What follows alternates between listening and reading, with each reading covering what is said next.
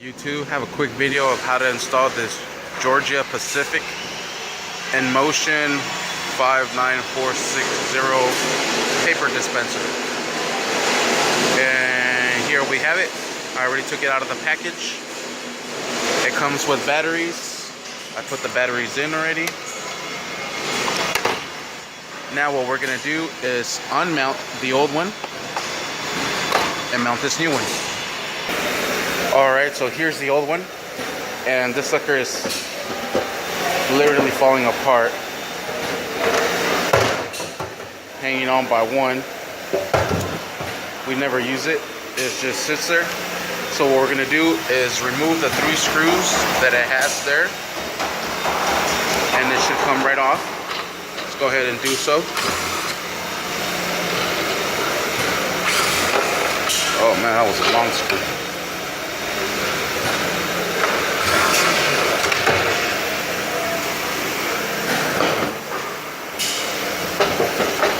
There it is. And we're going to use the same screw holes to mount this one on there. And take off the old one. Put in new screws. Alright, so I'm going to have to do this single-handedly.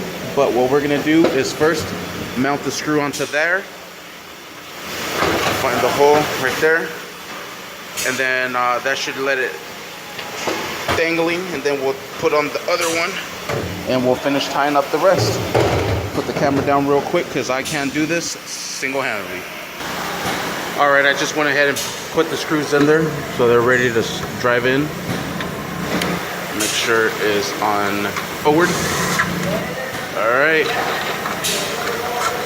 Alright, just snug, not over tighten them. That one just slipped in there.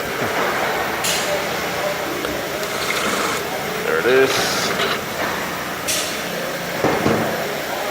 On this one, since it just slipped in there, we're going to go ahead and replace it with one of those fat ones that came out of.